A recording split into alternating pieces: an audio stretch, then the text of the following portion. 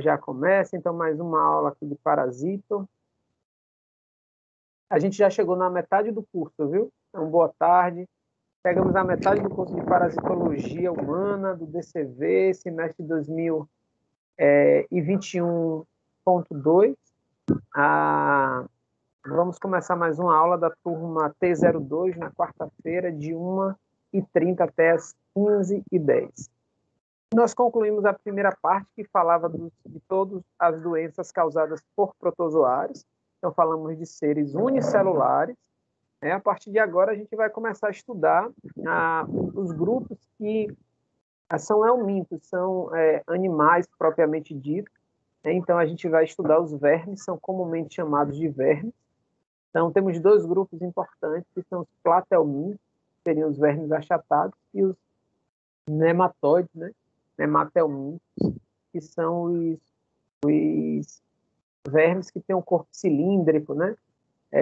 Bem parecido com minhoca, cobra, e etc. Então, tem aquela estrutura cilíndrica e alongada do corpo, enquanto os outros são achatados. Para começar a falar desse grupo primeiro, eu queria apresentar para vocês as características gerais dos platelmintos. Assim como eu fiz lá com os protozoários, eu vou apresentar aqui para vocês. Me confirmem se vocês estão enxergando aí o que eu vou projetar agora.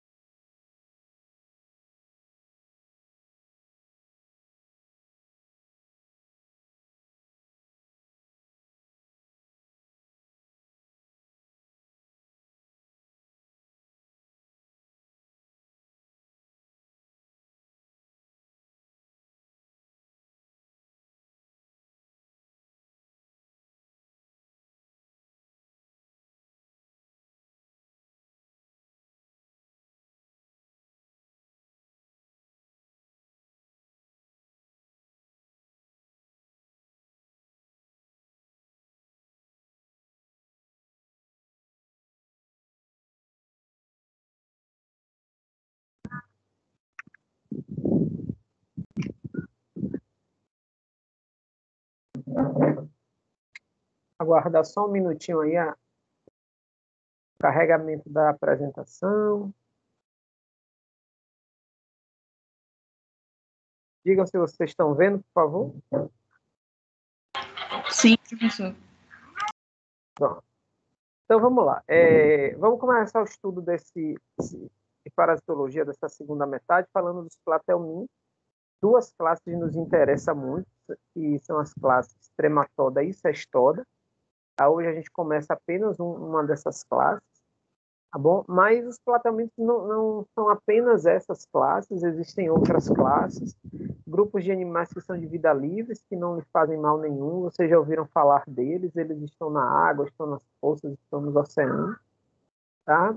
Mas existem esses dois grupos, cestoda e trematoda, que causam uma doença ao homem, ou mesmo aos bovinos, suínos, caprinos. Então, por isso, tem um interesse diferente dos demais grupos. Quem são os platelmintos? Os platelmintos são os primeiros vermes, tá bom?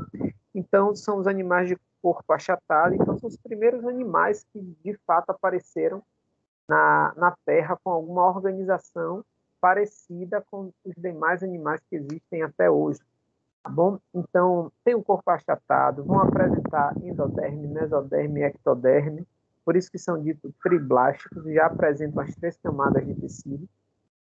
Não há espaços vazios entre os seus tecidos, então não há espaço entre a mesoderme e a endoderme, né? Entre a mesoderme e a ectoderme. Então, por isso são ditos acelomados. O interior do seu corpo não há espaços vazios, apenas das cavidades que lá surgirem. Bom, a gente consegue separar a morfologia corporal desse animal em 2 lados. Por isso a gente diz que tem uma simetria bilateral, fazendo uma analogia ao nosso corpo, é como se a gente também conseguisse dividir o corpo do animal em lado direito e lado esquerdo. Tá bom? Como eles são parasitas e eles vivem normalmente no trato digestório, eles fazem a absorção do alimento diretamente pelo tegumento. Isso dispensa a presença de um sistema digestório. Então, alguns nem têm sistema digestório, e os que têm sistema digestório, esse sistema é incompleto, não tem ânus. Por que não tem ânus? porque não há produção de uma excreta sólida que precise ser eliminada, ou seja, não vai produzir fezes. Caso exista alguma excreta, essa excreta será líquida ou gasosa e ela vai ser difundida entre os tecidos até ser excretada. Então, vários deles nem têm sistema digestório. Na mesma medida, por se tratarem de animais achatados, com poucas camadas celulares, a respiração vai acontecer, a difusão dos gases da respiração, oxigênio e gás carbônico, vai acontecer célula a célula. Por causa disso, eles não precisam de um sistema respiratório, muito menos circulatório próprio. Ou seja, você não precisa de um vaso que leve um tecido nutritivo, né, rico em alimento ou gases, para chegar até outras áreas do corpo e nutrir, faça a nutrição das células naquele corpo. Então, o alimento é difundido célula a célula e se distribui em todo o corpo do animal. Assim também o faz os gases respiratórios para serem absorvidos ou para serem eliminados. Então, não há vasos sanguíneos, não há brânquia, pulmão, traqueia, nenhuma estrutura respiratória. Bom? O sistema de excreção é um sistema muito simples. Você vai ter uma célula que faz isso, é chamada de célula-flama. Essa célula ela vai fazer a excreção respeitando a osmose ou respeitando o gradiente de concentração, e em outros momentos ela vai fazer um transporte ativo contra o gradiente de concentração, dependendo da excreta a ser eliminada. E é uma célula que tem esse nome, célula-flama, porque no interior dela tem um flagelo, e esse flagelo ajuda a fazer uma corrente, a corrente de líquido, normalmente. É essa corrente de líquido que vai expulsando, e quando essa corrente flui do corpo de uma célula adjacente para essa célula, esse fluxo de líquido é eliminado junto com as excretas. Então, seria uma unidade, uma célula que é capaz de fazer o mesmo que um órgão excretor faria. O nome dessa célula é célula-flama, tá bom? Existe já um padrão organizacional do corpo parecido com os outros animais. Tem um sistema nervoso. Esse sistema nervoso tem aglomerados de células nervosas, aí são chamados de gânglios, que processam a informação, e desses dois gânglios partem dois cordões nervosos. Se a gente fizer uma analogia ao nosso corpo, é muito parecido. A gente tem os encéfalos, o direito e o esquerdo, né? E deles partem nervos raquidianos, cordões nervosos que se cruzam, né? O lado direito do cérebro controla o meu lado esquerdo e o meu lado esquerdo do cérebro controla o direito, a partir desses cordões que se distendem no encéfalo. Esse padrão organizacional já aparece aqui nos vermes, nesses platelmintos. Bom, estão numa região anterior, que a gente chama de cabeça, e próximo a esses gânglios, que a gente não dá o nome de encéfalo, porque não tem massa cinzenta, né, massa branca, não tem aquele padrão, mas são apenas de células nervosas formando dois gânglios. Próximo desses gânglios, a gente tem células nos platelmintos que permitem que eles percebam claro e escuro, então apenas a presença da luz. Isso é importante para guiar o platelminto no ambiente, na fase larval, quando ele for infectar um hospedeiro, para que ele se localize dentro do corpo do hospedeiro. Então, apenas localizar presença e ausência de luz. Além disso, o corpo inteiro, e sobretudo na região anterior, existem quimiorreceptores, né, que são células extremamente capazes de perceber a presença de substâncias químicas, hormônios, feromônios, metabólicos, naquele ambiente, que ajuda a dar informação ao platelminto de onde ele está, se ele está no órgão-alvo, né, se ele está na direção certa do fluxo do alimento. Enfim. Aqui, só para a gente reconhecer essas características que eu disse para vocês, aqui tem uma planária, todos vocês já viram alguma, talvez até já tenham tido a oportunidade de cortá-la no meio. Bom, então a planária é um platelminto de vida livre, não faz mal nenhum, está normalmente na água doce, lagoas, pequenas poças, a gente encontra eles. E aqui a gente consegue ver, né, a epiderme em amarelo, a mesoderme aí preenchendo o centro do corpo, e ali, boa tarde, Larissa. E ali ao centro, em rosa, eu tenho a endoderme que forma uma cavidade, né, que é numa cavidade digestiva. Mas notem que entre os tecidos aqui, ó, entre a parte rosa e a parte bege, ou mesmo entre a bege e a amarela, não há espaços vazios nenhum. Por isso que eles são ditos acelomados. Tá bom? Existem algumas classes importantes, duas delas não são o centro da nossa discussão. Uma é turbelária, são todos esses platelmintos de vida livre, que vão estar em rios, riachos, lagoas, no mar também a gente tem várias formas de turbelária. Então, são vermes que não vão parasitar nenhum outro ser vivo, vivem diretamente no ambiente, se alimentando de lodo, de restos de alimentos que contenham na lama, aglomerados de bactérias, aglomerados de algas que ficam presos sobre as superfícies. Então, esse é o alimento principal dessas formas de vermes de vida livre. Existe uma outra classe importante, que é monogênio, são parasitas, mas são todos ectoparasitas, então se instalam do lado de fora do corpo do hospedeiro, sobre a pele, né, sobre as escamas. São parasitas, na sua maioria, de peixes, de vertebrados marinhos ou de água doce, de uma forma geral. E as duas classes que nos interessam são trematoda, a outra não quer aparecer agora, cestoda, trematoda e cestoda. Todos dois são endoparasitas, então significa que eles se instalam dentro do corpo, né, dentro da cavidade corporal do hospedeiro. Os trematodas têm alguma predileção, eles podem estar no fígado, podem estar no intestino ou transitando pelo sangue. E os cestodas são platelmintos que também são endoparasitas, mas ficam nas cavidades intestinais, né, no trato intestinal, ou quando se instalam de maneira equivocada, errônea, podem se instalar em outros tecidos. Então, podem estar no tecido muscular, nas articulações, no olho, nervoso, pulmonar, qualquer outro tecido. Bom? De uma maneira geral, os turbelários, trematoda e cestoda, eles são monóides. Né? O que é que significa? Eles apresentam os dois órgãos sexuais no mesmo indivíduo.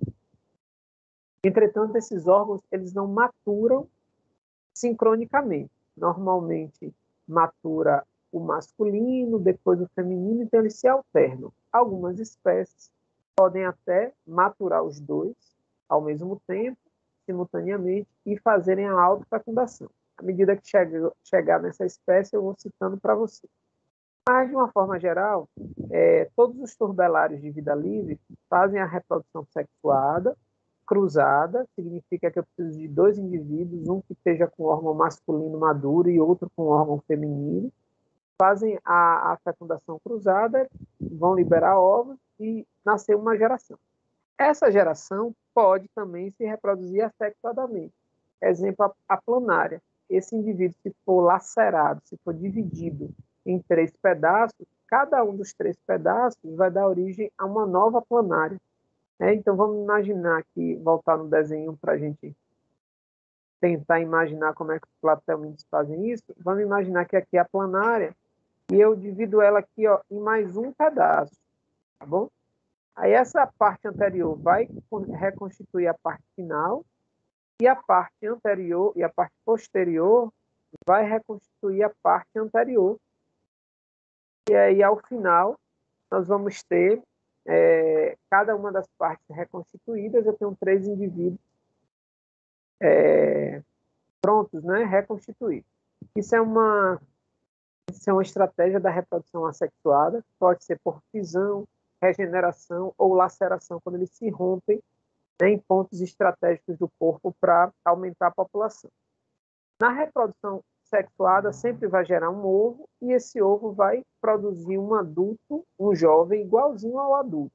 Então, disse que o desenvolvimento é direto. Em trematoda, é a mesma coisa. A gente vai ter platelmintos vermes que têm os 2 órgãos sexuais, matura um primeiro, depois o outro, e algumas espécies, como o Schistosoma mansoni, que é importante, que é o causador da barriga d'água, Dexostomose, ele é dioide. É uma espécie que existe o macho e a fêmea, e os órgãos sexuais, cada um tem um órgão próprio. Então, um órgão para o macho e um órgão para a fêmea. Diferente das outras classes, em que o mesmo indivíduo vai conter no corpo tanto o aparelho reprodutor masculino quanto feminino. Em cistosoma, cada um dos aparelhos é separado em um dos indivíduos. Cistosoma também tem a morfologia Professor, diferenciada entre... Oi, pode falar? no roteiro é filopatelmitos, teníase e cistocercose. É a mesma Cerco. coisa? É o mesmo grupo de helmintos? É isso que eu não estou É, entendendo. é o mesmo grupo de helmintos. Agora eu só estou lhe apresentando os nomes. À medida que eu for apresentando cada um, você vai reconhecer. Hoje, eu estou apresentando aqui trematoda, que a gente não estuda hoje, mas hoje a gente vai estudar as tênias. Tênia é cestoda. Então, você vai reconhecer as tênias dentro desse grupo cestoda. Viu? Então, elas apresentam também o mesmo ciclo. Apresentam, bem Ah, parecido. porque eu fiquei Tá? meio confusa. Eu pensei que era 3 de vez, assim, que eram Não, diferentes. não. Eles são todos platelmintos. Eu só estou organizando como é que eles são agrupados. Tá Esses bom, então. 4 grupos importantes.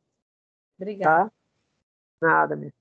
Então, em trematoda, a gente tem cistosoma, como eu disse para vocês, e como fazem também reprodução sexuada, vão trocar gametas, mas em cistosoma, em alguns grupos de trematoda, que não cistosoma, né, equinococos, por exemplo, pode fazer a autofecundação.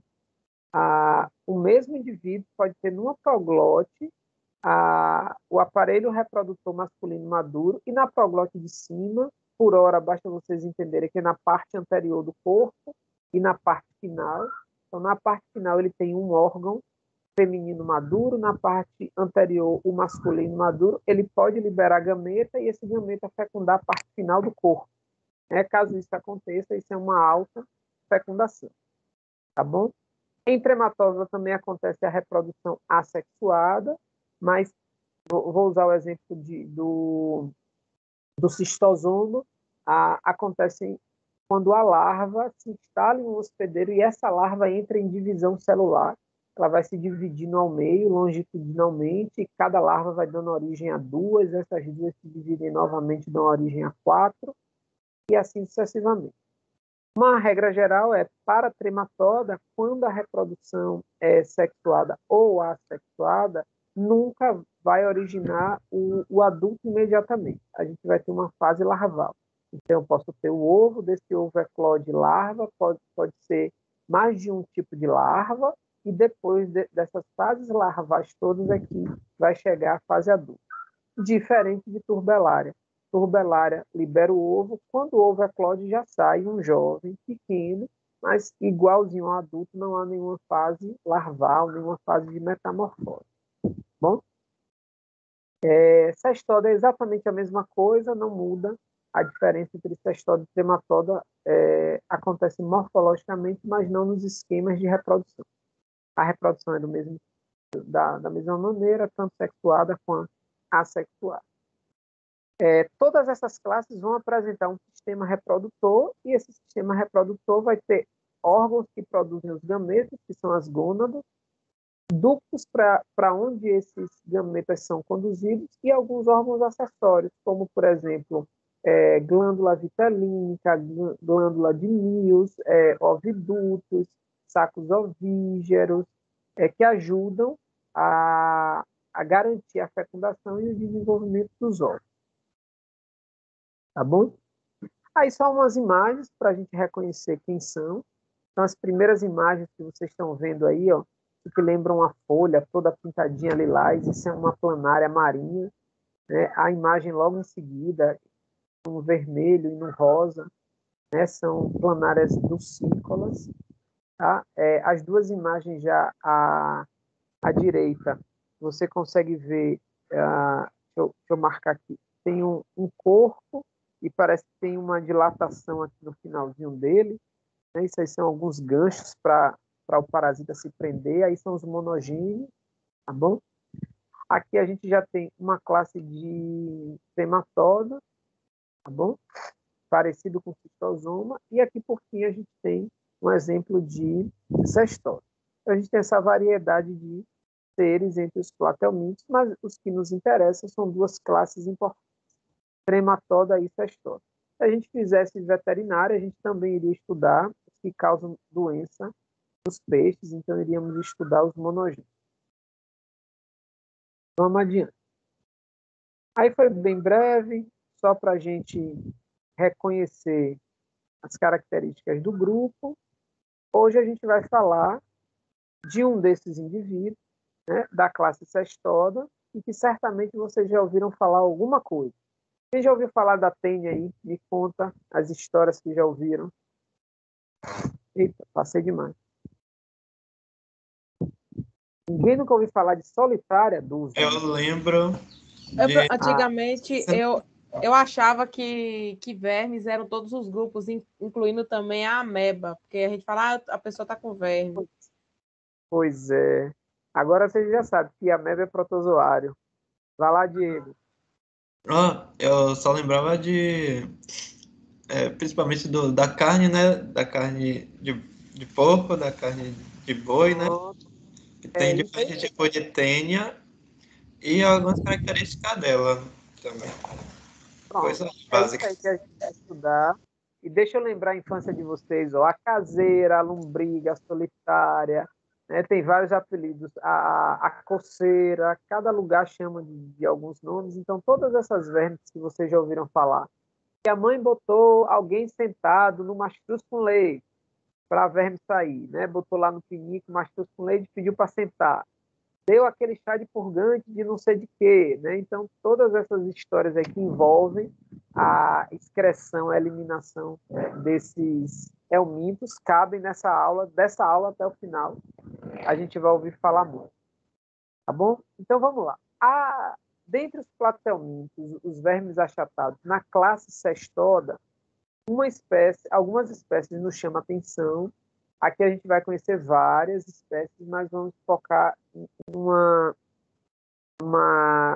num quadro de doença chamado teníase e cisticercose, que é causado pelos mesmos cestódeos, pelas mesmas tênias, só que por estarem em órgãos diferentes e com fases diferentes do agente patogênico, vão trazer sintomas diferentes e, portanto, são tratados como enfermidades distintas. Bom, quem está aqui, então? A partir de agora, a gente fala de animais, então são seres macroscópicos, a gente vê, são grandes, né? Dá para coletar, ver nas fezes, ver quando sai na fralda, ver que pode sair pelo nariz, ver quando sai pela boca, enfim. Então, estamos falando de animais, são seres macroscópicos. Não são mais unicelulares, não é mais um protozoário microscópico, como a primeira parte do nosso curso. Tá bom? Todos são helmintos, são vermes achatados, todos vão apresentar alguma ventosa para se fixar, normalmente pares de ventosas, por isso a classe cestoda, né? Pertence à ordem Cyclophilidae. Dentro dessa ordem Cyclophilidae, diz respeito ao formato dessas ventosas, a presença de ganchos ou não nesse grupo. Dentro da ordem Cyclophilidae se destaca uma família de vermes achatados que parasitam o homem, cão, gato, ovino, bovino, né? São as tênias, pertencem à família Tenidae, e o gênero que nos interessa é o gênero Tênia. A gente escreve Taenia, mas se pronuncia Tênia. Tá bom? Aqui eu trouxe um quadro só para a gente conhecer de uma maneira geral. Olha quantas tênias existem aí, e são algumas, eu não coloquei todas, né?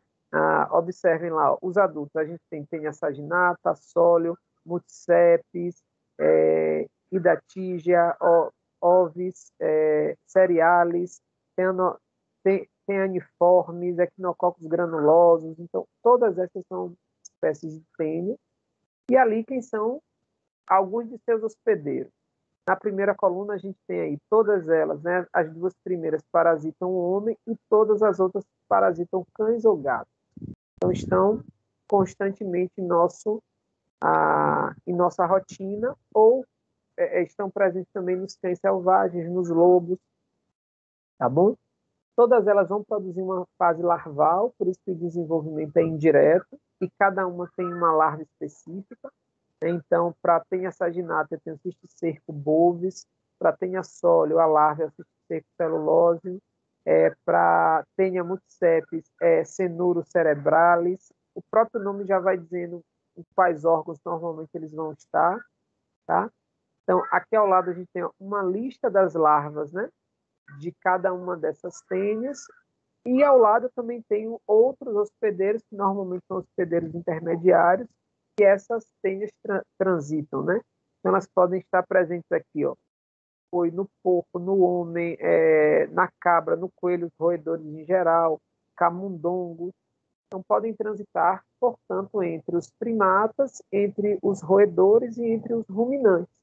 E todos os ruminantes que vocês possam imaginar. Equinos, ovinos, caprinos, bovinos, podem albergar em algum momento uma tênia. Tá? E o local aonde essa larva pode fixar, ou mesmo depois o adulto pode migrar, não está aí escrito, mas os adultos sempre vão estar no trato digestório, no órgão alto. As larvas podem se instalar em outros tecidos. Então, vocês conseguem ver aqui, ó, que as larvas podem estar no tecido muscular, nervoso, no peritônio, no músculo, nos tecidos conectivos, articulações, no tecido conjuntivo em geral, fígado, pulmão. Então, elas podem estar em outros lugares. Aí, Luzia, a pergunta que você me fez, se o adulto se desenvolve no trato digestório, a gente vai ter a teníase. Se a larva se instala em outro órgão que não seja o trato digestório, aí a gente vai ter uma cisticercose. E essa cisticercose vai ter características do órgão que está. Por exemplo, se instalar no músculo, vai ser a miocisticercose. Aí, o sintoma próprio vai ser naquele músculo. Mas se eu tiver uma larva no sistema, no encéfalo, aí vai ser neurocisticercose. Então, dependendo do órgão que ele esteja presente, tá bom? Além disso, as tênias em geral, elas apresentam a forma de adulto, a forma larval e uma forma larval específica que é chamada de cisto, tá? Esses cistos, elas surgem logo após a eclosão do ovo. Então, para a gente não confundir, que a gente ouvia muito a palavra cisto para protozoário, lá em protozoário, o cisto era uma célula de trofozoito que diminuía a sua atividade metabólica e secretava uma parede externa, que é a parede cística, normalmente de quitina, para proteger ele. E tinha uma parede dupla ou simples, mas era uma estrutura de resistência. Aqui na tênia, a gente vai ter o ovo. O ovo vai fazer esse papel de parede externa, vai proteger o embrião, né? Lembre que isso aqui é um animal. E depois que esse ovo eclode, libera uma larva, e essa larva, depois que se fixar, ela forma um cisto, um cisto tecidual. Então, é uma estrutura que vai manter a larva se desenvolvendo dentro de uma bolsa, dentro de uma vesícula, que pode ter mais de uma membrana, que a gente dá o nome de cisto. Tranquilo? Depois continua o desenvolvimento normal até atingir a fase adulta. Em função disso, a gente pode ter 3 tipos de cistos. A gente tem cistos que é chamado de cisticercos, cenouros ou idáticos. Cisticercos, todos eles são preenchidos com líquidos, normalmente são bolsas cheias de líquidos, mas a gente identifica pelo número, pela quantidade de scolex que ele vai ter. Vocês vão estranhar a palavra scolex, mas lá na frente vai fazer sentido. Scolex seria a cabeça da tênia. Então, o cisticerco vai apresentar esse cisto vai ser preenchido com líquido translúcido, com nutrientes, com algumas excretas, e vai ter um único escólex. Significa que ali, aquele escólex dá origem à cabeça de uma tênia. O cenuro, você vai ter um cisto, também com líquido, mas ele vai ter vários escólex. E o idático, ele vai ter um cisto grande, esse cisto vai formar várias vesículas dentro dele, e dentro dessas vesículas vão haver uma quantidade muito grande de outros escólex. é como se fosse um saco que você teria vários saquinhos dentro dele, e dentro desses sacos a gente tem uma variedade de espólitos. Isso só é possível porque o cisto hidático tem um tecido germinativo que vai produzindo células, e esse conjunto de células vai dando origem a cada uma das vesículas, que por sua vez originam os escóletes. Vai fazer sentido quando eu mostrar a imagem para vocês. Tá? E existem alguns cisticercos, né, que vão estar nos vertebrados, por exemplo, de uma maneira geral, os cisticercos vão estar apenas nos vertebrados, então no homem, no porco, no boi, na ovelha, tá bom? E as larvas cisticercoides têm o mesmo padrão, mas a terminação a gente vai chamar com um nome diferente, cisticercoide, é para essa mesma fase quando ela acontece dentro de um invertebrado. Opa, professor, até agora o senhor só me disse de cão, gato, homem, ovino, pererê, papapá, só de bicho que tem osso, de vertebrado.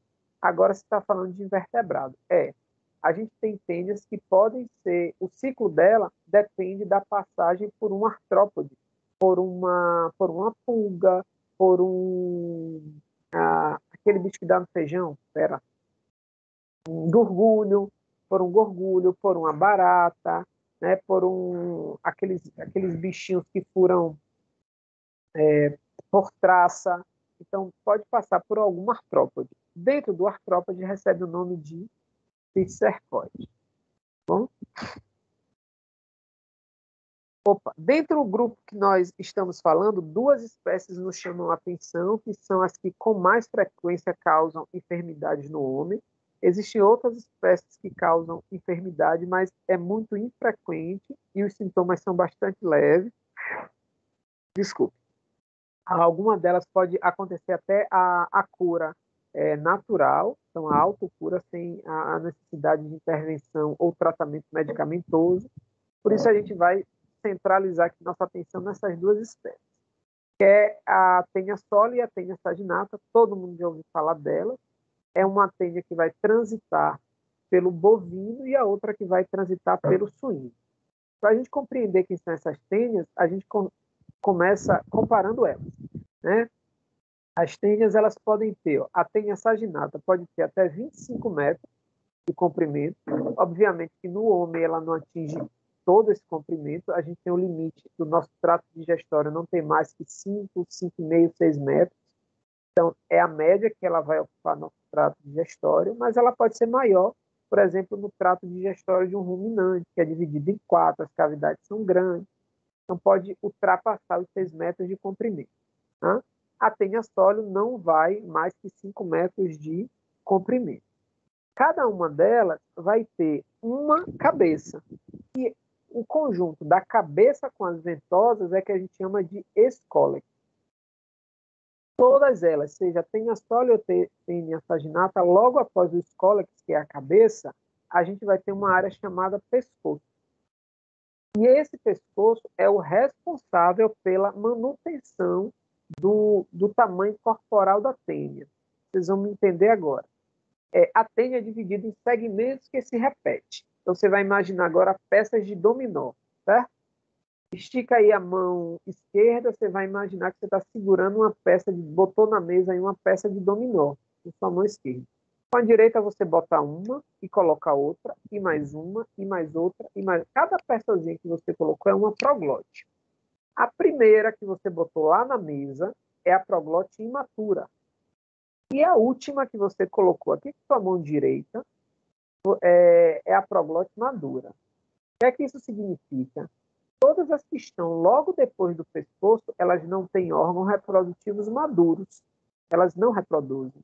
Mas as últimas, as que estão no último terço do corpo da fêmea, então se ela tem 4 metros, as proglotes que estão lá do terceiro para o final, para o último metro, todas são maduras e todas já podem estar fecundadas. Então, cada tênia vai dispensando, vai liberando a última proglote, que é a que está madura. Libera essa, depois outra, e só que o pescoço que está lá na frente, quando uma proglote é dividida, o pescoço se divide ao meio e dá origem a outra proglote. de forma que saiu uma proglote lá no final, cheia de ovos, lá no início, perto da cabeça, o pescoço se divide e bota outra proglote. Saiu mais uma, o pescoço se divide e bota outra proglote. E assim, continuamente, mantém o comprimento corporal da tênia. Aí vai fazer sentido o que eu vou dizer para vocês agora. Cada tênia, a tênia saginata, pode ter até 2.000 proglotes e a sólio até 1.000. Cada uma dessas tênias, ou cada uma dessas proglotes, podem liberar centenas de ovos. Né? Então, cada uma, por exemplo, na sua fase ativa, pode ter 50.000, 80.000 ovos. Tá? E uma tênia saginata, por exemplo, pode liberar de 1 a 12 proglotes. E a Solium até 8 proglotes. Significa que o sucesso reprodutivo é muito bom. Dentro de uma proglote, que é um saquinho rico em ovos, vão sair lá 80.000 ovos, 30.000 ovos. Vai dispersar aquele verme e ele vai atingir outros hospedeiros e a espécie vai se mantendo viva. Tá bom? As larvas eu já falei, nenhuma novidade, tudo bem. Aí a cisticercose humana pode ser causado por qualquer uma das espécies de tênia. A maioria dos livros a gente acha que a cisticercose só vai acontecer se for com carne de porco, e não é. Se a gente faz a ingesta do cisto, né, ou da larva, da oncosfera, da tênia sólio, saginata, multicepes, idatígia, ovis e teniformes, a gente pode ter cisticercose, que é quando esse verme, que habitualmente estaria no trato digestório, se instala num outro tecido que não o digestório. Aí, para a gente conhecer, a ideia do cisto vai ficar mais claro agora. A larva das tênias, tanto faz, né? Solium, saginata, ovis, todas vão apresentar essa forma de cisto que está aqui. Opa, passei demais. O cisto está aqui, tá bom? Esse cisto pode ter até 3 membranas, uma membrana externa, uma interna e uma celular. Essa celular é uma membrana germinativa, é aquela que vai dar origem a outras tênias dentro do mesmo cisto, tá bom? O seu interior é preenchido por líquido claro, né, com nutrientes, excretas, água, e ela permanece assim, ó. Eclode do ovo, a larva se instala no tecido, a larva invagina para dentro do seu próprio envoltório e começa a se diferenciar, ó, na larva. Professor? Tá? Oi. Então todas essas do filo platelmintos vão ser em forma de cistos? Todas terão um ovo, uma larva e depois um cisto. Mas primeiramente o ovo. Nessa ordem. Ovo, larva. O que eu não quero é... Oi, tá cortando? Tá cortando aqui para mim, a internet tá ruim. Deixa eu repetir, então. Ovo, larva e depois cisto. Nessa ordem. Tá bom, certinho. Ovo, larva e cisto. Obrigada, professor. Nada, querido. Certo? E aí, depois de um tempo, quando esse cisto, já no tecido, forma o escólex, a cabeça da tênia, essa tênia é vagina. Ela sai, ó. E aí começa a desenvolver o adulto, né? Ele se fixa no tecido, por isso os ganchos, por isso as ventosas, se fixa no tecido e começa a crescer. Tá? Se tudo correr conforme a biologia e ele encontrar um tecido digestório, né? Achar o sistema digestório, esse cisto vai dar origem ao adulto. Caso ele não encontre o sistema digestório, esse processo aqui de evaginação e desenvolvimento do adulto interrompe. Então, naquele tecido, você vai ter um cisto hidático, um cisto cerco, que não desenvolve o adulto, mas vai lhe causar uma doença, porque ele vai trazer dano ao órgão, mas a fase de amadurecimento até adulto não vai se completar. Tá bom? Ainda comparando as duas espécies que nos são interessantes, tênia sólio e tênia saginata, as duas vão apresentar cabeça, as duas com 4 ventosas, só que na tênia sólio, a que parasita o porco, a gente vai ter o rosto. O rosto é uma coroa de espinhos, como essa aqui, ó. Deixa eu limpar, que eu acabei sujando tudo aqui. Deixa eu limpar. aqui, como essa aqui, ó. Você vê a cabeça, em cima da cabeça parece que tem uns risquinhos assim, ó. Lembra um cabelo, né? Esse rosto são espinhos ou ganchos, dependendo da literatura que você lê, que vai ajudar a tênia a se fixar. Ela se fixa com as ventosas e com esse gancho. Ele pode não estar presente, como de fato não está na tênia saginata, que parasita o boi. E logo depois do escólex vai estar o colo. O colo é o pescoço.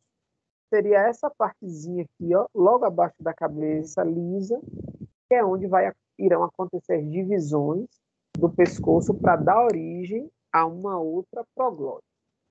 Na imagem seguinte, vai ficar mais claro para todo mundo, se eu consigo mostrar aqui. Ó. Aqui é a cabeça da tênia, tá? Ela está ampliada nessa imagem, e aqui a gente consegue ver. Eu tenho as ventosas, aqui eu tenho a coroa de espinho, tá? Aqui eu tenho o colo, que a gente chama de pescoço, e esse conjunto espinho, ventosa, né? É o que a gente chama de escólex, que é a cabeça. Logo depois do pescoço é onde tem intensa atividade celular e acontece a divisão celular aqui, ó. Vamos imaginar, eu agora estou na última proglótide, acompanha aqui, ó. Aqui a tênia inteira, olha ela aqui, aí eu cheguei na última proglótide. Quando essa última proglótide for liberada, rica em ovos, para sair, acontece uma divisão celular aqui, uma cisão transversal e uma nova proglótide aparece. Foi liberada outra proglótide aqui na parte final, divide de novo o colo ou o pescoço. Liberou outra proglótide, mais uma vez. Então, à medida que a proglótide vai saindo, o pescoço vai dividindo. É por isso que a gente diz que é um tecido de intensa divisão celular. Certo?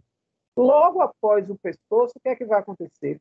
Todo o restante do corpo das tênias vai ser idêntico com estruturas que se repetem. A gente chama isso de segmentação ou de metameria. Se você comparar essa proglótide, com essa, são todas iguais. O que tem uma, você vai ter na outra. A diferença é que eu vou ter proglótides imaturas aqui na frente e proglótides maduras aqui atrás. E o que é que tem nessas proglótides? Nada mais do que órgãos reprodutivos, aparelhos reprodutivos, tanto o masculino quanto o feminino. E se você olhar aqui essa imagem com boa vontade, eu vou ampliar um pouco só para a gente tentar ver. Aqui. A gente tem tanto o aparelho masculino quanto feminino. A gente tem uma abertura genital, chamada de foro genital ou abertura genital. Logo depois a gente tem um canal aqui em vermelho, que é a vagina, do aparelho feminino. Da vagina, a gente vai ter, ou dependendo da literatura, você vai achar a palavra útero ou sacos ovígeros. Você abre o útero aqui, e próximo do útero você tem as gônadas. Você tem um ovário de um lado e um ovário de outro. Próximo desse ovário, a gente tem estruturas que vão produzir vitelo, ajudar na produção da casca. Então, são tecidos glandulares para secretar os anexos embrionários. Tá? Ao mesmo tempo que eu tenho aqui o órgão masculino. Então, eu vou ter dessa mesma abertura, né, do poro genital, vai partir o uréter, não sei se eu consigo fazer a volta. Aqui tem um canal deferente, e onde tem cada um desses pontinhos que parece uma ramificação, eu tenho os testículos. Tá?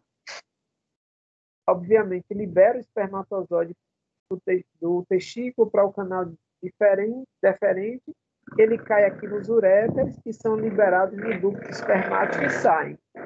Então, cada proglótide vai ser exatamente assim. A gente vai ter a repetição dessa estrutura ao longo do corpo das tênias. E aí, tudo faz? Opa, passei demais. Mas vamos.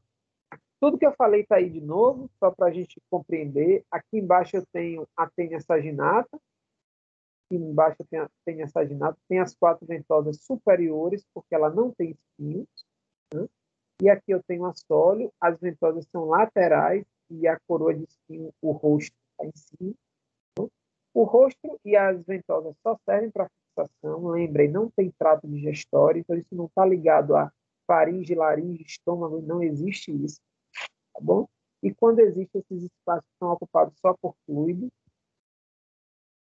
aqui todo aquele esquema que eu expliquei do aparelho masculino e feminino está aqui apresentado, é uma imagem muito parecida, né? Mas chama atenção para a presença do ovo, útero, canal deferente, foro genital, vagina, ovário, canal excretor, glândula vitelínica, testículo, canal eferente, receptáculo seminal, ótico e glândula de Mio. Então, todas as estruturas, tanto do aparelho masculino quanto feminino, estão apresentados aí na imagem. Bom? Para quem é de farmácia, essa lâmina é ótima. Muitas vezes, junto com a amostra fecal, vem uma proglote. Se você analisar a proglote, você já consegue identificar, dar o diagnóstico de que espécie é. O que é que a gente precisa entender? A proglote ela é uma estrutura corporal, é formada de tecido, nútria, tem uma função corporal, faz parte da morfologia da tênia, mas quando, no momento da reprodução, depois que aquela proglote for fecundada, ao se destacar do corpo, aquele envoltório do tecido funciona como um saco que protege os ovos. Esses ovos ainda estão dentro do útero ou dos sacos ovígeros, dentro da proglote, e ainda tem sua casca. Então, significa que o ovo tem essas proteções naturais que são formadas pela própria estrutura do corpo, que foi a proglote, e mais a casca, que é inerente ao ovo. Conhecendo a proglote, é fácil a gente identificar. Ó, se comparar aonde tem aqui tênia saginata e tênia sólida, a gente consegue ver que a tênia saginata ela tem um número muito maior de sacos ovígeros ou de ramificações uterinas. Se você compara aqui com a tênia sólida, o número é muito menor e a proglote também é menor. A saginata ela é mais comprida, a sólida ela é mais quadrada, né, mais menorzinha. Então, a gente já ajuda o diagnóstico aí. Além disso, a gente consegue também observar se a proglote está ou não fecundada. Observem, aqui eu tenho uma proglote não fecundada, para aumentar aqui a imagem. Dá para ver o poro genital aqui, olha. Parece um vulcãozinho. Vê se vocês conseguem ver essa estrutura que eu marquei aqui. E tem, aí partem duas linhas. Uma tipo um zigue-zague, que é o canal espermático, e uma bem fininha aqui que vai chegar no ovário. Então, são os dois canais para o órgão masculino e o órgão feminino. Aqui eu vou ter o útero, o ovário e as glândulas, e aqui ramificado eu vou ter o testículo. Então, a cada proglote eu vou ter exatamente as mesmas estruturas. Na tênia saginata não é muito diferente, a estrutura é a mesma. Então, se elas não tiverem fecundadas com ovos, precisa de uma análise mais criteriosa, observar se já tem algum ovo em uma outra proglote para dar o diagnóstico, mas se já tiver o ovo, é fácil a identificação. Consegue ver aqui quem é tênia sólida e quem é tênia saginata. Bom, aqui o ovo da tênia é um ovo fácil da gente reconhecer, que é um ovo grande, né? Esse ovo vai ter o embrião está aqui dentro, e ele sempre vai ter 6 espinhos. Olha para cá, me ajuda. Na tênia sólida, sempre vai ter 6 espinhos. Na tênia saginata, a gente pode ter 4 espinhos. A hexa lembra 6, tá bom? E canta espinho, então são 6 espinhos. Para que servem esses espinhos? Quando a larva sair, ela vai se fixar. Então, ela vai usar esses espinhos na fixação. Envolvendo o embrião, a gente tem uma membrana bem fininha, essa aqui mais escura que aparece pertinho do ovo, que é chamada de embrióforo. É a membrana que envolve o embrião. Depois dela, a gente tem uma casca, que é a casca do ovo, propriamente dito. É uma casca larga, como essa que tem aqui, ó, a gente consegue ver, cheia de ranhuras transversais, é toda arranhadinha. Típico de tênia, então não tem muita confusão no diagnóstico, não. É um ovo pequeno que vai de 30 a 40 micrômetros, ele não é muito grande, não. Bom, E por que que os cestódios, de uma maneira geral, eles são muito eficientes? Né? Eles têm um tegumento, como não tem sistema respiratório, circulatório, eles não têm um tegumento muito eficiente. Então, no tegumento, as células são todas achatadas, isso ajuda a aumentar a área de contato, e a membrana dessas células, elas ainda se expandem em forma microtrítica, né, que são parecidos com microvilosidade. A expansão da membrana plasmática ajuda a absorver mais alimentos. Como elas estão no meio, que nem sempre o gradiente de concentração vai ser a favor, diversas substâncias elas vão colocar para dentro a partir de transporte ativo. Elas vão precisar de muito ATP. Por consequência, elas também têm uma quantidade mais elevada de mitocôndrias. Na base dessas células tem muitas mitocôndrias que fazem esse trabalho de fornecer energia para que as substâncias entrem no corpo da tênia. Além disso, vão ter várias vesículas e vacúolos, que são espaços vazios para armazenamento de substâncias discretas de alimentos, que seja. E logo depois estão aqui, que é essa área, e logo depois a gente tem fibras musculares, que é essa aqui, que ajuda a tênia a ter alguma contração muscular, algum movimento peristáltico, óbvio que não é vigoroso, não é um músculo forte que nem, né, os que usamos para locomoção ou para o coração, mas ela consegue alguma torção, ela consegue acompanhar o formato anatômico do órgão. Imagine que está dentro do intestino e ela vai ocupar os 6 metros do intestino.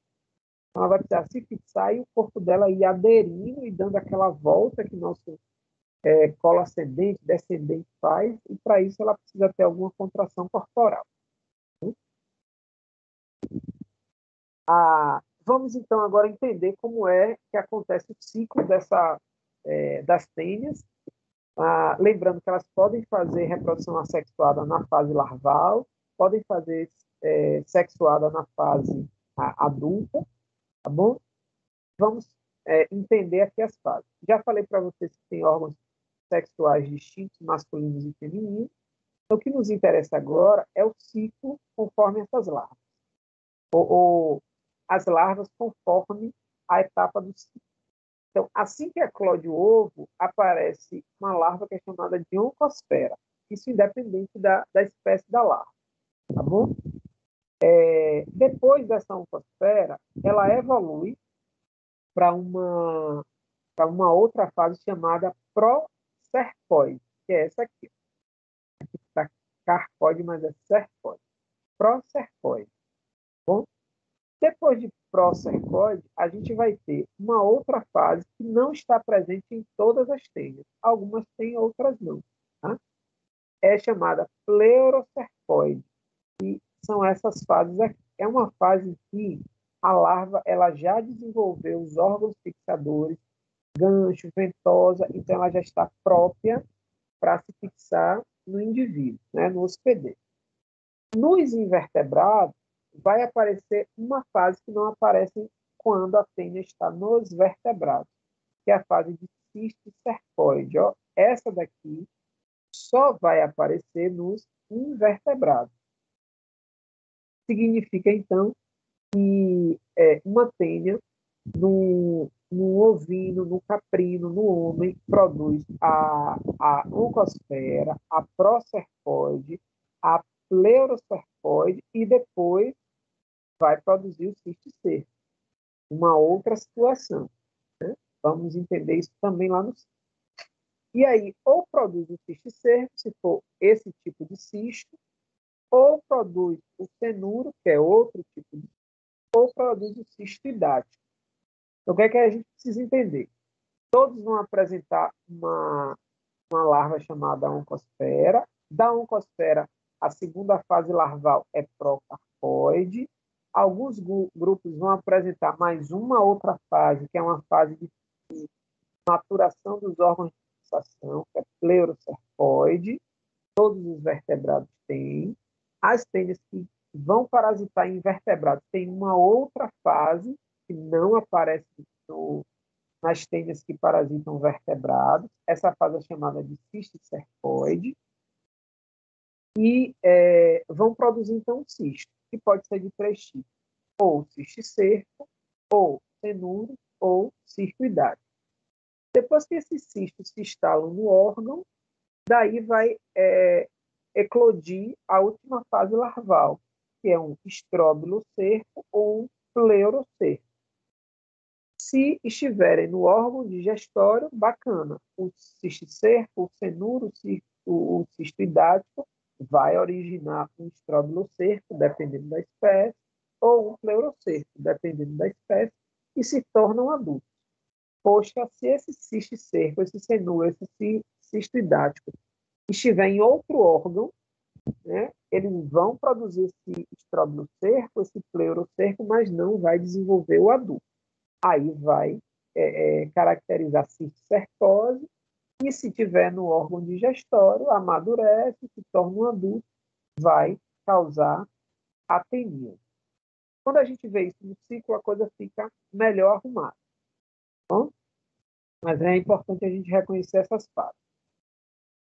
E tudo que eu disse para vocês do ovo, aqui uma imagem melhor para a gente reconhecer o ovo, o extracanto, né? O embriófaro, tá?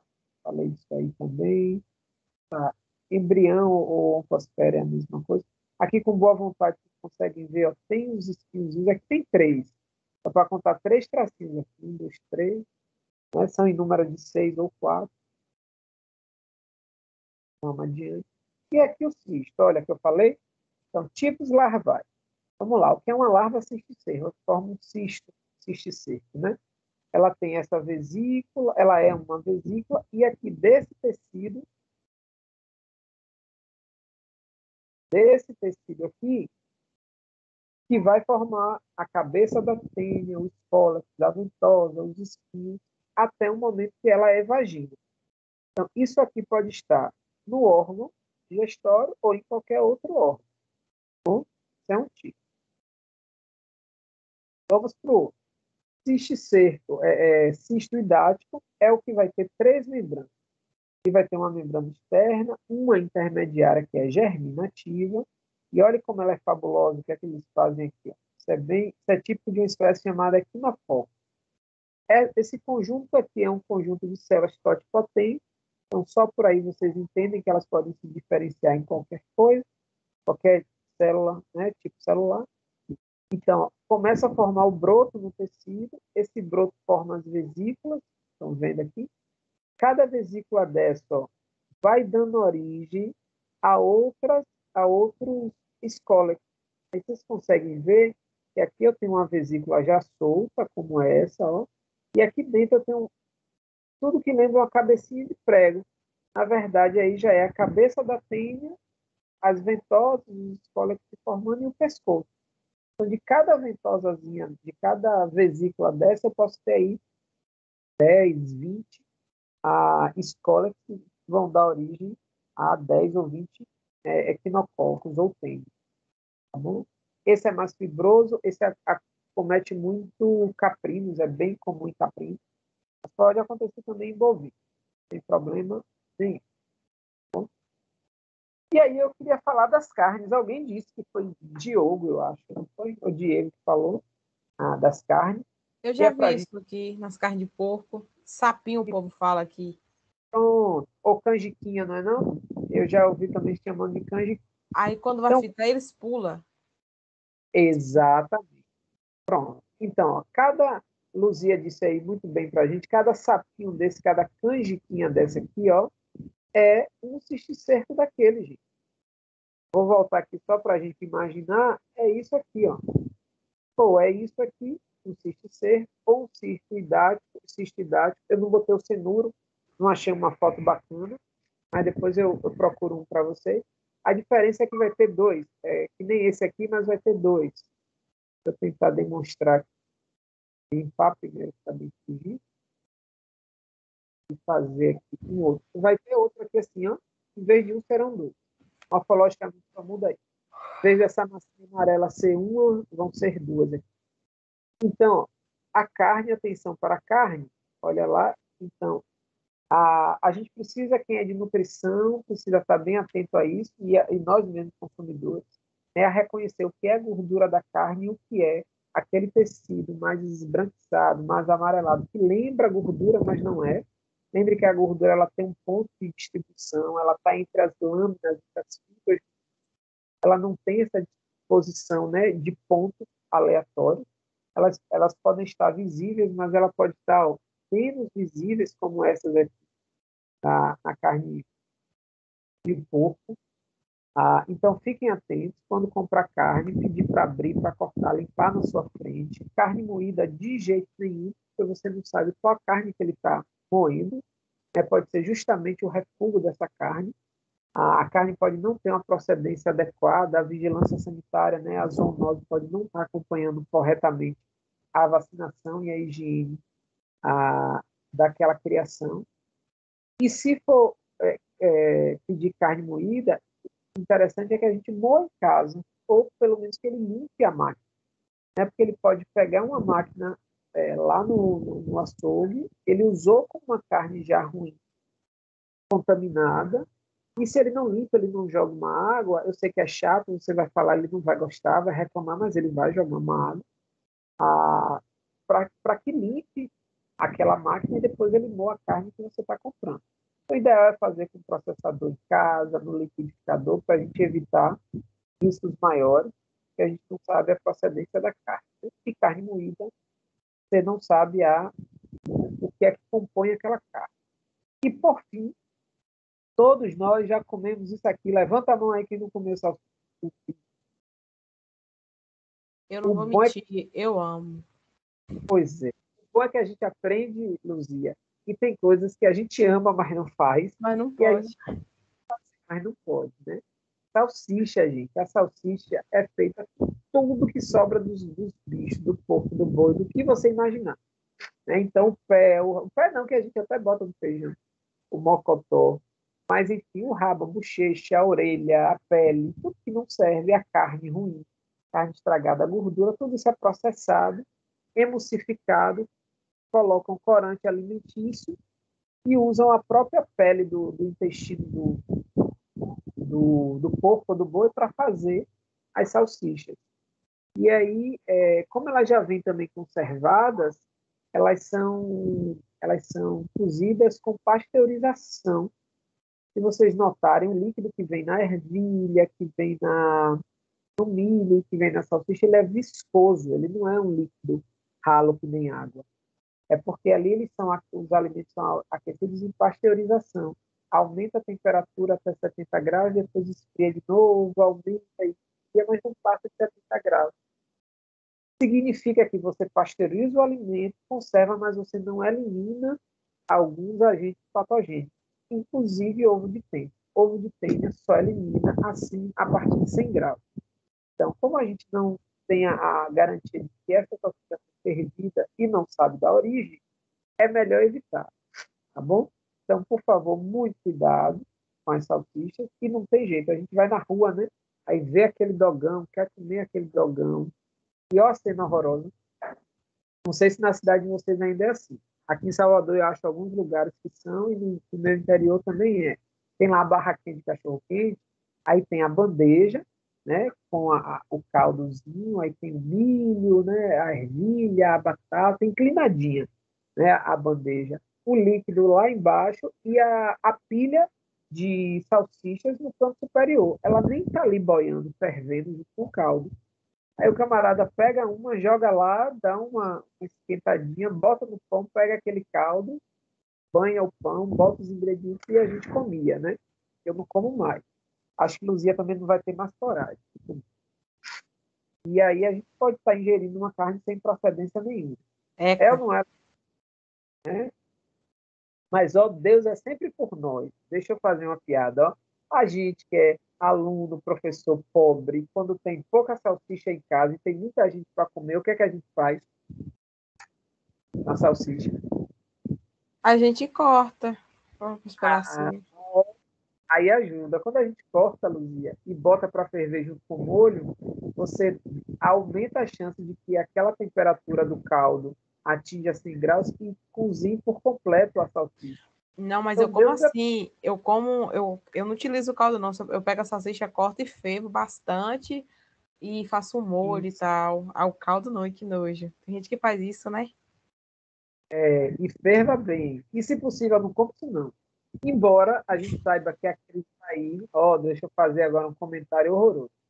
A gente não sabe fazer opções de votos corretas e agora a gente paga por uma inflação de 10,23, em que proteína animal está caríssima e a que está mais acessível é a salsicha e a linguiça. Pensa, a pior carne, né? Que a gente Sim, tem professor.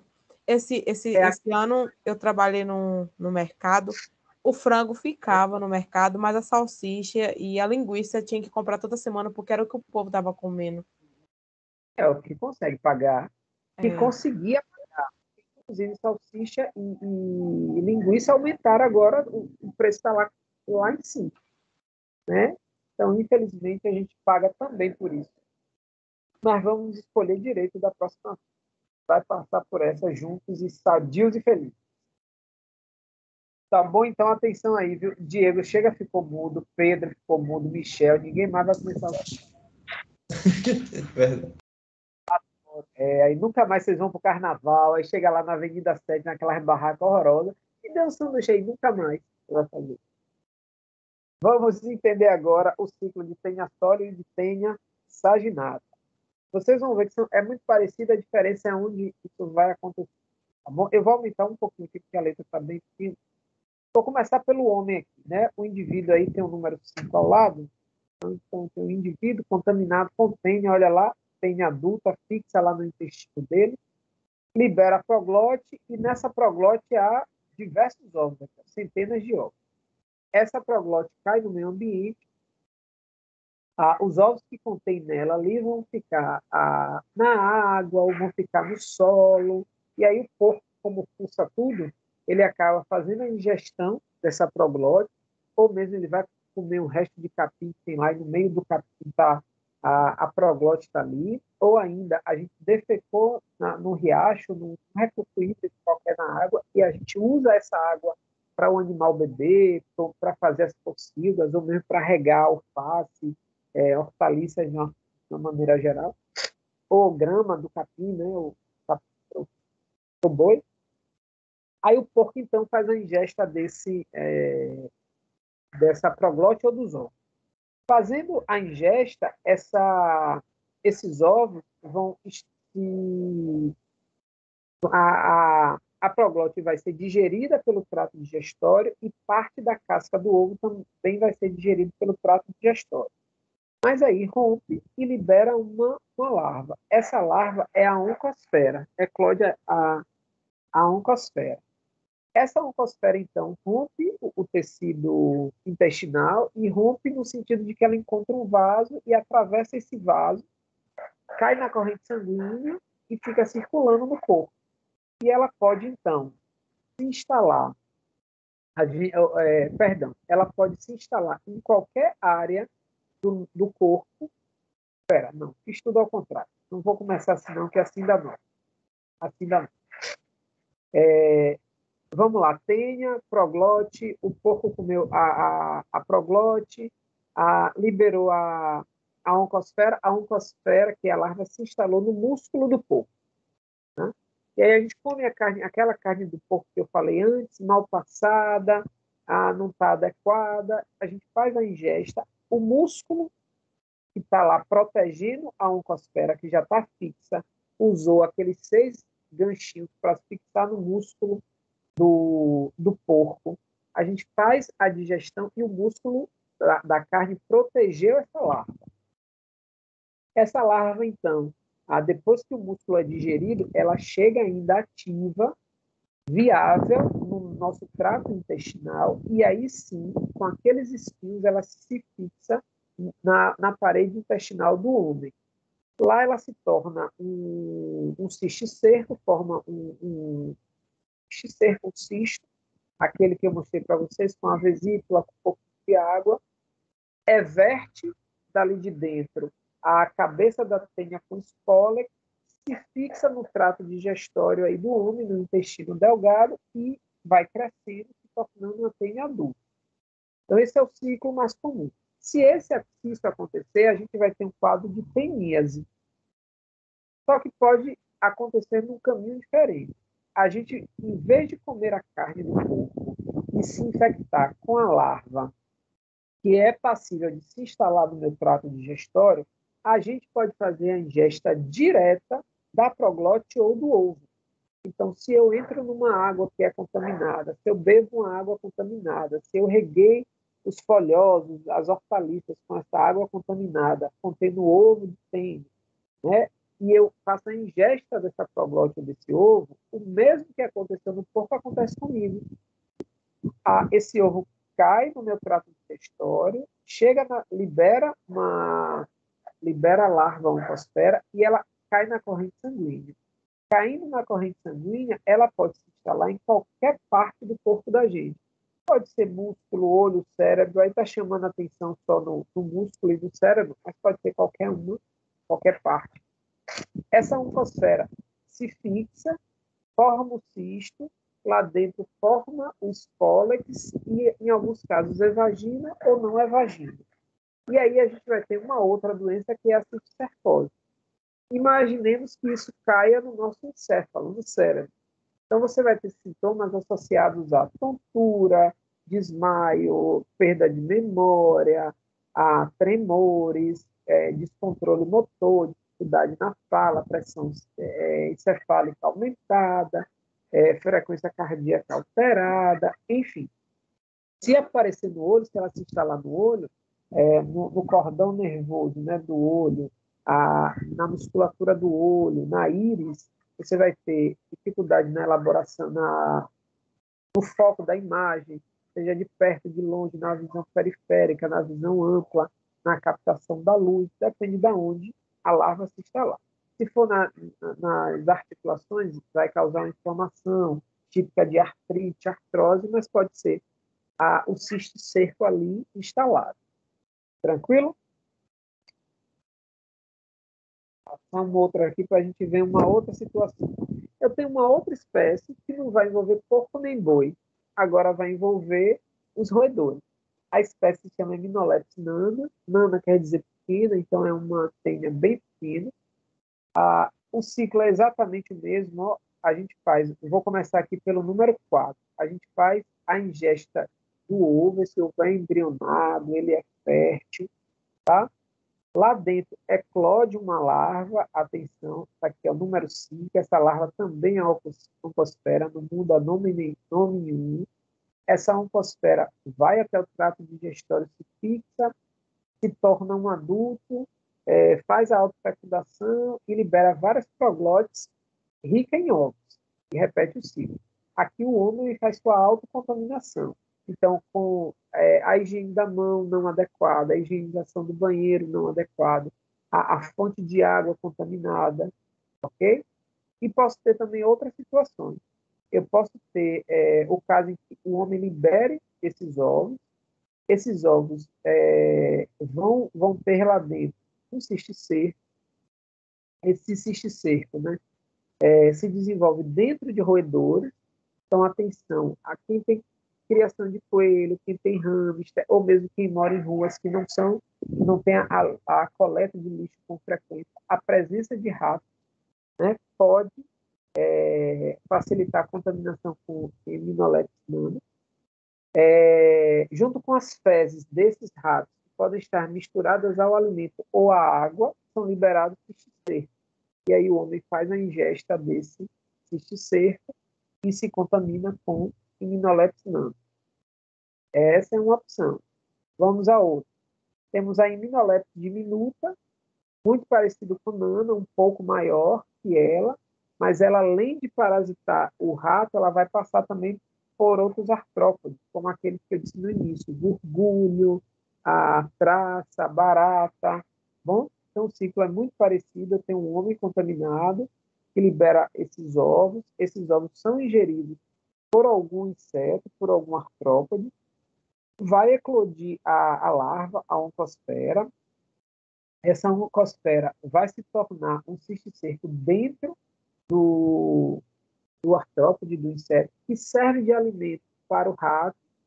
E aí esse cisticerco sai nas larvas do rato, nas fezes do rato, contamina o nosso alimento, a nossa água, ou a gente faz a ingesta desses artrópodes. Por exemplo, Borbulho de feijão, a gente come que nem percebe. Borbulho de amendoim, ácaros, né, pequenas pulgas, a gente à noite respira os ácaros e vai engolindo os ácaros. Né? Pulgas que podem ter nos cachorros, gatos e nos ratos, a gente pode fazer ingesta, e como são muito pequenas, a gente nem percebe, aí faz a ingesta do cisticerco. Bom? E quais são os sintomas, então, da cisticercose e da teníase? Toda vez que for teníase é muito simples, porque ela tem a ver com o trato digestório. Então, os sintomas são desconforto abdominal, náusea, vômito, vômito, diarreia, constipação, cólicas, alterações no apetite, mal-estar, enfim, anemia, perda de peso, fadiga. Por consequência, causa insônia, irritabilidade e inquietação. Por quê? Porque a presença desses vermes no trato digestório estimula a liberação de cortisol. Cortisol é o hormônio do estresse, que deixa o indivíduo mais irritado. Mais irritado, ele fica mais inquieto. Mais irritado e mais inquieto diminui o sono, né? o ponto de relaxamento para o sono. Então, os indivíduos acabam também por ter insônia pela presença desse plateauminho. E se for cisticercose, pode ficar assintomático durante algum tempo, até que aquele órgão atingido apresente alguma dificuldade fisiológica, metabólica ou mesmo no seu funcionamento. Então, o indivíduo, se for ligado ao sistema nervoso, pode ter cefaleias, convulsões, se for ao olho, dificuldade na acuidade visual, se for nos membros, né, nas articulações no músculo, dificuldade locomotora.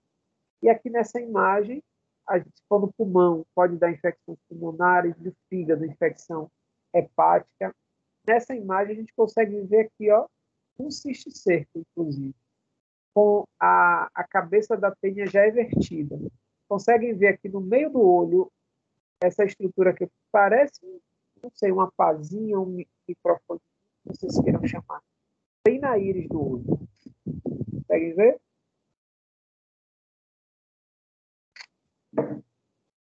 Pois é, aí é um cisticerco, e se você acompanhar, olha aqui agora a pele desse camarada, ó, está na posição subcutânea, então está abaixo da pele. Conseguem ver vários nódulos aqui? Digam se vocês veem todos esses nódulos aqui. Cada nódulozinho desse aí é um cisticerco que se instalou abaixo da pele desse indivíduo ou mesmo na musculatura. Aí começa a ter hipersensibilidade na pele, dores locais, né, inflamação muscular, dificuldade na movimentação dos membros. Bom, vamos ver mais umas coisinhas aqui.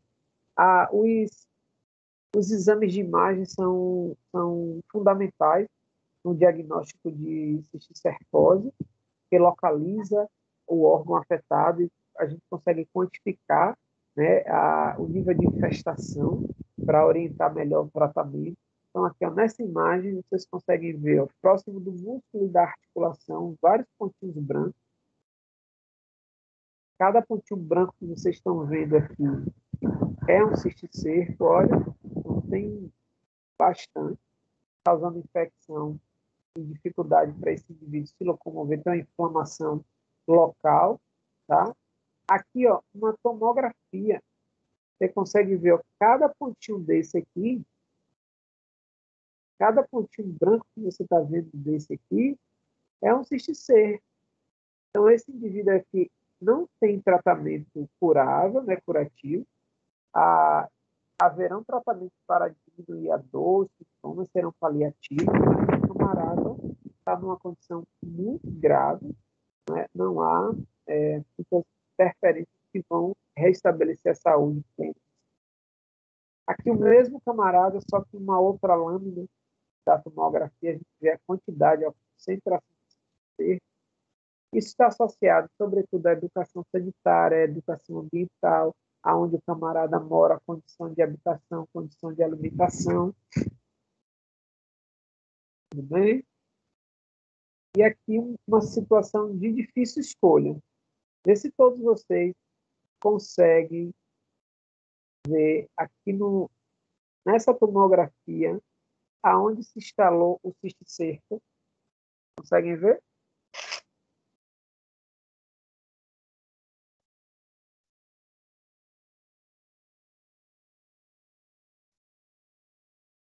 Sim, professor. Então, ó, minha outra pergunta é a seguinte: será que algum médico vai ter coragem de introduzir algum bisturi, alguma, algum objeto perfurocortante, né? Perfurocortante que alcance essa região? Possivelmente não, porque o dano vai ser maior, não acham, não? É, próximo da hipófise, né? Da hipótese. E no caminho ele pode lesionar outros tantos órgãos e o indivíduo pode ter sequelas mais graves do que a conviver com um edema, com um possível aneurisma que vai se formar ali, pode causar uma necrose de algumas áreas do tecido que dificultem a fala ou a locomoção, ou sei lá, alguma função. Então, ainda assim, vai ser menos danoso do que uma intervenção cirúrgica a essa condição. Então, as tênias em geral são quadros graves que a gente precisa acompanhar e ficarmos sempre atentos, tá bom? O diagnóstico de teníase, né, é difícil, assim, ele ser feito só com sintoma clínico, porque durante muito tempo o indivíduo fica assintomático e dependendo da onde, do grau de infestação do indivíduo, a teníase não tem um quadro claro, né? Aquela dor abdominal, aquela diarreia, aquela náusea, não é muito frequente, diferente de outros protozoários que, por exemplo, caracterizam a doença bem. Então, é importante reconhecer esses sintomas, fazer um parasitológico de fezes e um parasitológico simples, né? Um teste de Wills, Fauci e Hoffman, que é uma sedimentação simples, à procura de ovo ou da proglótica, já ajuda a confirmar. Ele é considerado um diagnóstico ouro, tá? Um padrão ouro.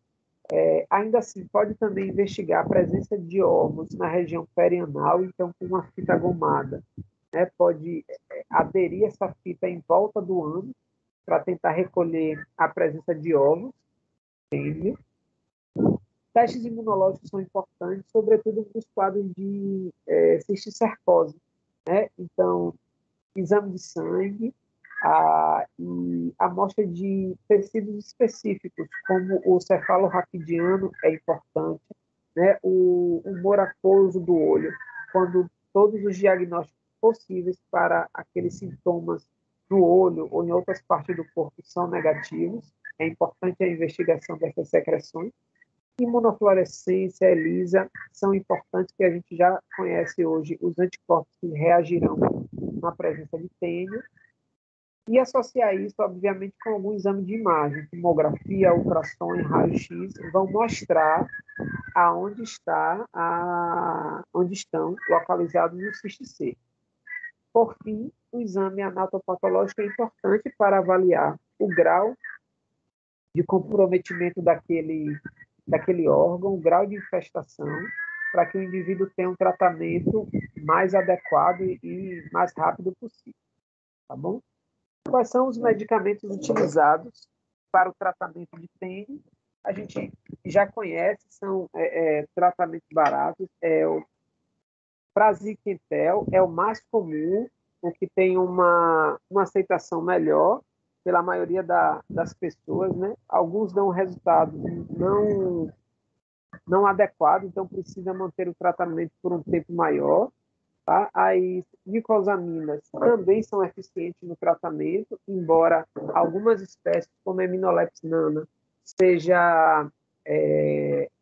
não é resistente, mas você não consegue eliminar todos os cistos, nem todos os adultos, então a gente tem que repetir no prazo de 45 dias ou de 60 dias a medicação, tá bom? Para cisticercose, um medicamento só não é indicado para o tratamento.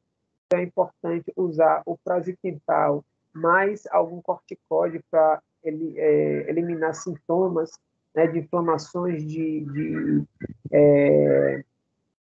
respostas imunes, como respostas que parecem com alérgicas quando se instala no pulmão, né? E albendazol, que é um medicamento de uso geral, que ele é muito útil nos adultos, nas formas intestinais, ele é muito, muito útil, é muito resolutivo, mas ele combinado com o praziquantal, ele dá um resultado melhor para a eliminação dos cistos secos, tá bom? E eu não poderia deixar de falar de uma espécie que está presente nos nossos cães e gatos.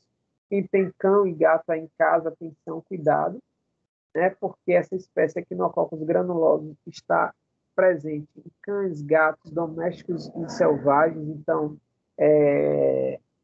gato do mato, cachorro, né? Ou mesmo esses animais de rua, apresentam Echinococcus granulosus. O hospedeiro definitivo, onde vai acontecer a reprodução sexuada, vai ser nesses animais, e a assexuada vai ser em nós, no homem, nos primatas, nos roedores, né, nos suínos, nos coelhos. Então, atenção para essa espécie. É uma espécie que se distribui pelo mundo inteiro e é aquela que forma o cisto que tem a parede germinativa, aquele que vai formar várias vesículas, e essas vesículas vão estar cheias de espora, tá? Então, atenção para essa espécie. Comumente, ela vai atingir o fígado e o pulmão, né, dos vertebrados. É uma tênia relativamente pequena, ela só tem 3 proglótides. Não sei se eu consigo mostrar aqui para vocês. 1, 2, 3 proglótides. Aqui já é o pescoço e aqui a cabeça, né, o cólera. Ela só tem 3 proglótides, não é muito grande, ela mede 0,3 milímetros.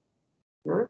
O adulto vai ter no máximo 6 milímetros de comprimento, e esses 4 segmentos dela permitem que ela se desloque facilmente na corrente sanguínea, e por isso que ela se instala no fígado e no pulmão.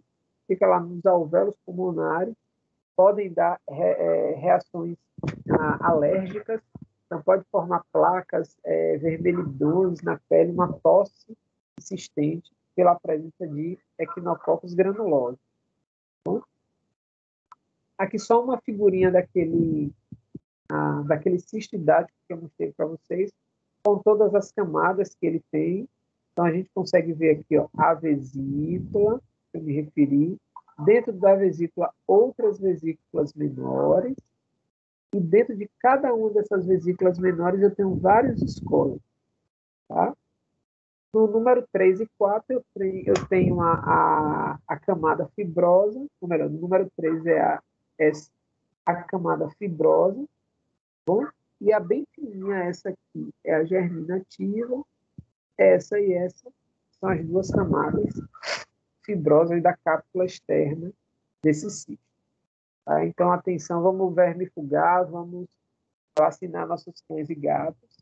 E o ciclo para esse cão e gato, para equinococos e para difilídeo canino, é o mesmo. A gente vai, além de ter os animais contaminados, o cão e o gato, felino e o canídeo, a gente vai ter um artrópode, que é a pulga.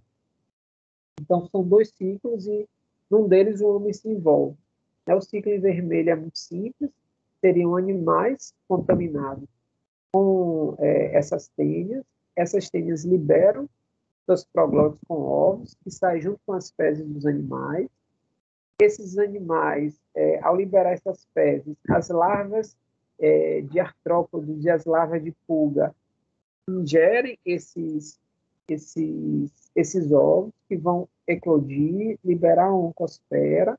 A oncosfera vai se desenvolver na pulga adulta, no carrapato adulto, tá? Esse carrapato se fixa na pele do cachorro, do gato, e na hora que eles vão coçar, que eles vão morder o lugar onde a pulga, o carrapato está fixado, eles fazem a ingesta daquela pulga do carrapato, ao esmagar, ingerem suas fezes, e nessas fezes é que tem os ovos, é que tem o cisticerco, o cisticerco se instala no trato digestório do cão e do gato e começa a parasitemia. Né? Nós, humanos, podemos nos alimentar acidentalmente, né? Fazer a ingesta acidentalmente dessa pulga, né? Porque elas se soltam, porque elas morrem, estão na superfície da mesa, do sofá, ou manipulando o animal, quando a gente vai beijar, abraçar, pode fazer a ingesta da pulga, desse carrapato, né? Ou ter contato com as fezes e, quando elas já estiverem mais secas, fazer a aspiração, engolir junto com as partículas os ovos dessas platelminhas. No nosso trato digestório, vai eliminar, a oncosfera vai se fixar no trato digestório, amadurecer, se tornar adulto, nós vamos eliminar, então, proglose, também rica em óvulos. Só que queria ressaltar que essa espécie, como a Echinophoccus e as Hymenopteris nana e diminuta, são as espécies de menor frequência que atingem o homem, mas é uma frequência considerável. É importante que a gente leve também, né, para o nosso dia a dia. E, por fim, para o tratamento da maioria dessas tênis, né, para esses platelmintos, né? Primeiro, o tratamento clínico para os sintomas, depois o tratamento medicamentoso para eliminar o cisticerco ou o adulto, né? Em qualquer uma das situações, a gente precisa fazer a busca laboratorial ou nas fezes do animal ou nas fezes do humano, né? Esse difícil, a identificação, de novo, um teste imunológico, um teste de imagem, tanto humano quanto nos animais domésticos ou de criação, né? No humano, a gente já tem testes bem específicos, como a ELISA, como de imunofluorescência. É importante a gente tratar os animais, cuidar dos animais, né? Não deixar os animais soltos na rua, para evitar a contaminação. Tá bom? E os medicamentos são exatamente os mesmos, só que em doses diferentes. Então, praziquantel vai ser utilizado no homem ou no animal, albendazol só no homem, mas a gente precisa tratar ambos. Duas coisas são importantes, que é a medida de higiene, então cuidado com o animal, com o lugar que o animal mora, né, onde ele libera as fezes, lavar com frequência onde ele dorme, trocar o tecido, ou seja, o lugar onde eles deitam é importante. Aí a educação sanitária, higiene das mãos, do banheiro, da alimentação, da água, para evitar que a gente se contamine. Enfim, passei 3 minutos.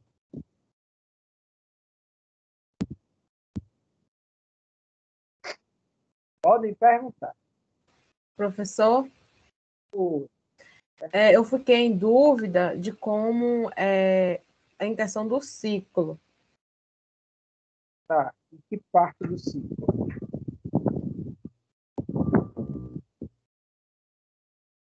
Que parte do ciclo, Luzia?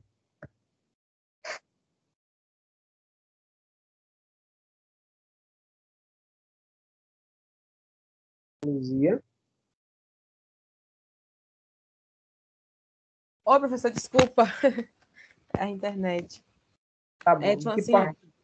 porque assim, o senhor falou de vários ciclos aí. Aí como eu posso abordar para falar assim dos ciclos? É isso que eu não entendi muito bem. Os ciclos, todos eles têm partes em comuns. Que parte em comum é essa, né?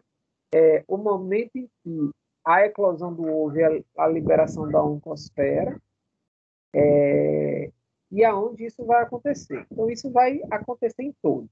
Dessa oncosfera, eu posso ter aquelas fases que eu lhe disse, procarpóide, pleuroscercoide, ou eu já posso ter o cisto, tá bom? Isso não me interessa neste momento, porque varia de espécie para espécie, qual a larva que vai formar. Mas é importante você saber que do ovo eliminou a oncosfera, essa oncosfera precisa se instalar no tecido muscular, certo? Instalada no tecido muscular, se eu faço a ingesta daquela carne, ou mesmo um cachorro faz a ingesta da carne de boi cheia de cisticerco, abandonada lá no açougue, ele também vai se contaminar.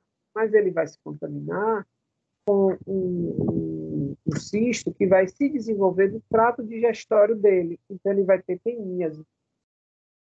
Mas se aquele animal pulsasse, né, um lixo e etc., ele fizesse a ingesta, né, pulsasse as fezes, ele fizesse a ingesta do ovo ou da proglote, quando esse ovo eclodisse dentro do cachorro, a oncosfera, a larva, pode estar em qualquer lugar do corpo dele e daria um quadro de cisticercose, vamos dizer assim. Né? Então, isso se repete para todos. O que é que eu quero lhe dizer? O que é que eu estou tentando lhe dizer? Para que eu tenha ateníase, eu preciso já fazer a ingesta daquela larva oncosfera fixa no tecido, eu faço a ingesta dela, né? ela já se tornando um cisto hidático, ou um cisticerco, aí eu faço a ingesta dela. Tá? Se eu faço a ingesta direto do ovo, eu vou ter a cisticercose. Se o corpo faz a ingesta direto do ovo, ele vai ter a cisticercose no músculo, no olho, em qualquer outro lugar. Se o cachorro faz o do ovo, cisticercose. Mas se o cachorro faz a da carne, ele vai ter a tênia. Se eu faço a da carne que tem a larva, eu vou ter a tenia. Tá? Para todos, é o mesmo. O que é que pode mudar? No meio do caminho eu posso ter, em vez do cachorro, eu posso ter um rato, um roedor, um coelho. Além do roedor, do coelho, eu posso ter um artrópode qualquer, uma barata, um besouro, um bichinho de feijão, enfim. Consegui ser mais claro para você? Sim, professor. Muito bem. Obrigada. Mais alguma pergunta? Professor, tem alguma coisa relacionada ao tropismo? Sim, ela chega no pH ácido, ela não acontece nada com ela, ela chega no intestino, fica de boa? Como é isso? Você está falando no homem ou você está falando em outro hospedeiro? No homem. Pronto. No homem tem a ver com uma coisa muito simples. A musculatura, ou melhor, a proteína animal é de difícil digestão. Então, quando a gente ainda faz a digestão a proteína da carne, né, enfim, ela resiste o tempo que é necessário para manter a larva ainda viva. Então, a gente digere, mas você fica como se fosse uma massa daquela carne digerida, mesmo no pH ácido, e ela começa a se desfazer no trânsito em que aquele alimento já está chegando no intestino. Aí sim muda o pH para um pH ácido. Então, é muito mais porque você tem a carne ali protegendo, envolvendo o cisto e preservando ele, e quando chega num outro pH, que o alimento já está praticamente digerido, a larva sobrevive num pH básico. Fechei. Entendi, professor. Obrigado. Professor, eu tenho uma dúvida de uma atividade. Posso perguntar? Pode. De qual atividade? Deixa eu só É da tirar uma armadilha. dúvida. É da armadilha. Pronto, eu vou explicar ainda. É porque eu já fiz. Não tem problema, não. Para ver se eu pego. Esses dias, mas tudo bem. Vamos fazer o seguinte. Gente, eu tenho uma aula prática com vocês agora. Eu vou dar 20 minutinhos, são 3 e quanto, gente? Eu não estou vendo aqui. 3h20. Pronto. 3h40 a gente volta aqui mesmo. E aí a gente começa a aula prática. Em meia hora eu faço a aula prática com vocês. Pode ser? Tá bom. Certinho, professor. Quem é de sexta, que quiser assistir hoje, também não tem problema. É só avisar. Eu sou de 5 e pouco. Posso assistir agora, né? Quem é de 5, quem é de sexta, pode sim. Fiquem à vontade. Eu não vou nem sair daqui, eu só vou encerrar a gravação para a gente ficar com 2 aulas separadas.